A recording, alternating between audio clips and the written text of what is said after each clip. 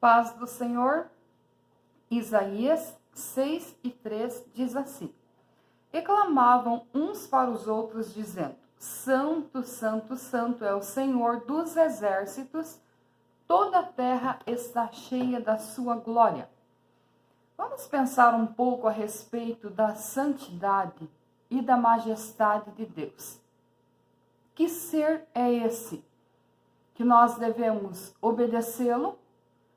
E o obedecemos moralmente, quando nos purificamos. O obedecemos espiritualmente, quando nos santificamos e quando produzimos frutos dignos de arrependimento.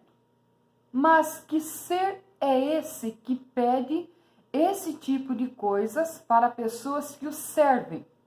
A Bíblia fala a respeito de um ser que está nas alturas. Paulo, no capítulo 12, de segundo livro de Coríntios, ele fala a respeito do terceiro céu. É uma dimensão que a nossa mente não compreende, é uma dimensão longe da nossa realidade. Mas, ao mesmo tempo, esse ser se manifesta entre os humanos através de palavra, de profecia, do próprio Filho, através do Espírito Santo, através dos atos de amor, de caridade, de bondade, de misericórdia e de tantas outras coisas. Mas que ser é esse? A Bíblia o chama de Deus. Quem é Deus? Deus é o Criador do universo. Deus é Criador da terra. Deus é Criador do tempo. Tudo que existe na terra veio de Deus e tudo que existe terminará em Deus. Bem, isso é algo fantástico, falar desse ser. Mas quem é esse ser moralmente? Ele é um Criador maravilhoso. Mas quem é esse ser moral? A Bíblia fala da sua santidade, que é algo também inatingível para nós. A Bíblia fala desse ser que não tem pecado. O pecado é algo que não o atinge. O pecado é algo do ser humano, que atinge a nós. Mas o pecado é algo que não tem acesso a esse Criador, a esse ser maravilhoso. Ele está acima de tudo. Ele está acima de todos. Ele rege o universo com tanta supremacia, com tanta facilidade, com tanta sabedoria. A Bíblia fala desse ser de uma maneira extraordinária. A Bíblia fala que ele colocou o limite no mar, que ele criou as estações, os frutos, os animais. Por último, criou o ser humano, que é a coroa da criação. Esse ser tem uma maestria e uma sabedoria que a nossa mente humana não alcança. Mas na questão moral também, esse ser é perfeito. Ele é perfeito na sua aparência, ele é perfeito na sua santidade, ele é perfeito na sua glória. E como que nós o conhecemos? Ele se revelou para nós. Por que nós sabemos que esse ser existe? Porque ele quis se revelar. Porque se ele não quisesse, nós jamais o conheceríamos, jamais teríamos noção de que esse ser existe. Mas a Bíblia usa termos como santo, santo, santo. Aqui está se referindo à sua glória, aqui está se referindo ao seu poder, aqui está se referindo à sua majestade, aqui está se referindo a esse ser na sua essência. Mas como que nós o conhecemos? Nós o conhecemos em partes, porque a Bíblia diz que ninguém jamais viu Deus. A olho humano, ninguém o viu. Nós vimos Jesus. Aquelas pessoas que conviveram com Jesus, pessoalmente, o viram em forma humana. Mas Deus, ele é apresentado apenas por seus atributos. Que atributos são esses? Amor imortalidade, onisciência, onipresença, onipotência. Esse ser é alguém que a nossa mente não tem compreensão. A Bíblia diz que ele está no terceiro céu. Qual é o primeiro céu? É o céu das aves. É onde você pode olhar e ver as nuvens. Você pode imaginar o infinito. Você vê os pássaros e tudo mais. Qual é o segundo céu? O segundo céu é onde estão os planetas, as galáxias, os meteoros, os astros, que para nós já é inatingível, mas magnífico. Porque a criação é algo fantástico. O que Deus fez com a sua voz, com o seu querer, com o seu desejar, é algo que o ser humano não pode compreender. E aí a Bíblia diz que esse ser está onde? Paulo usa o termo terceiro céu. Ou seja, ele está no topo de tudo. Para que eu possa compreender o topo de tudo, eu uso o termo universo, porque a minha mente é limitada. Mas eu não tenho como descrever para você o topo, onde realmente esse ser está. Eu só posso dizer para você que ele é o regente do universo. Mas o mundo não está um caos? Está porque eu e você transformamos o mundo em um caos. Através do pecado, através da falta de consciência das coisas, tanto espirituais, quanto físicas, quanto naturais. Mas esse ser, ele continua no governo do mundo.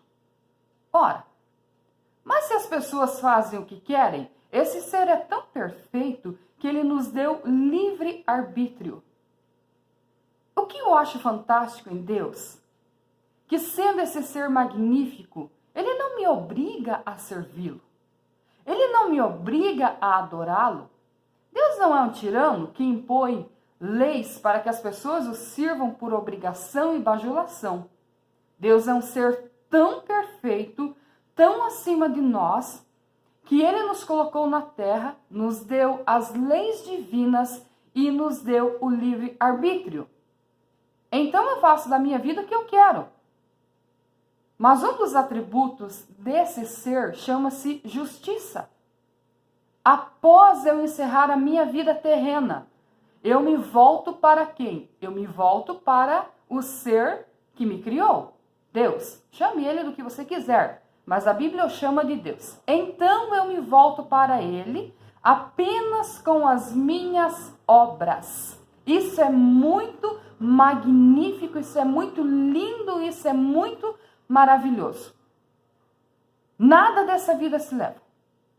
Não se leva casa, dinheiro, carro, posição, status. Nada dessa vida se leva. O que se leva daqui? Obras. Mãos.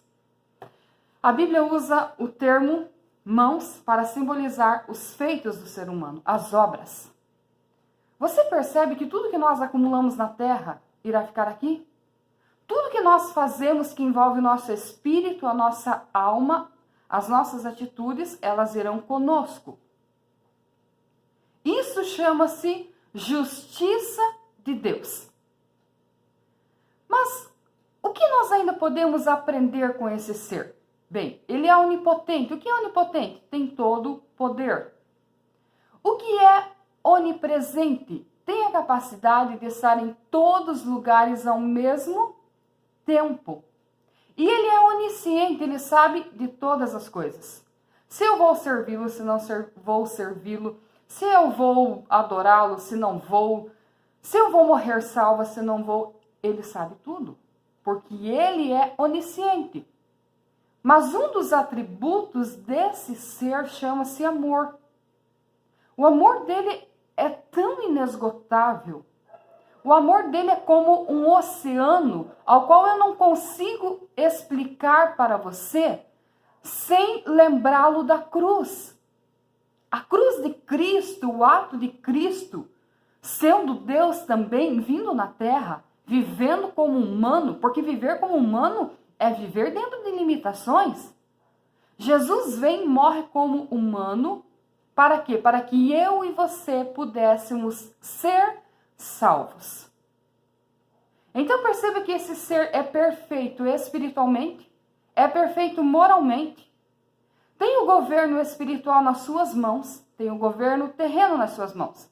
Como ele tem o governo espiritual nas suas mãos? O livro de Jó nos dá alguns pontos para que a gente possa compreender. A Bíblia diz que os filhos dos homens vieram até Deus dar relatórios. Apesar de Deus ser onisciente, mas ele tem os seus ministros, trabalhadores, seus anjos. E ali estão os anjos. E a Bíblia diz que Satanás também veio. Então perceba que mesmo que Satanás tenha sido destituído, Satanás tem algum poder porque o próprio Deus permitiu. Eu não creio assim. Bem, analise. Vamos lá para o Novo Testamento. Jesus chega em uma aldeia e o endemoniado se joga nos pés de Jesus e o adorou, dizendo: por que viesse nos atormentar antes do tempo? Você pode não entender nada de autoridade espiritual, mas o diabo entende. Você pode não saber quem é Deus, mas o diabo sabe. E o diabo também sabe que pela justiça de Deus, ele está condenado a nunca herdar a vida eterna. O diabo também sabe que ele será preso. O diabo também sabe que o seu tempo é limitado. Aí você percebe que Deus não perdeu o governo do mundo espiritual. O diabo se rebelou? Sim. Fez o que quis fazer? Sim. Mas ele tem liberdade para agir porque o próprio Deus permitiu. No momento em que Deus dizer, chega, agora é o momento da consumação dos tempos, dos séculos, é momento de acerto de contas, não existe mais autoridade de Satanás na terra. Esse é o governo espiritual do Deus ao qual a Bíblia o aclama, dizendo, santo, santo, santo é o Senhor. Aí quanto ao governo humano, vamos à Torre de Babel.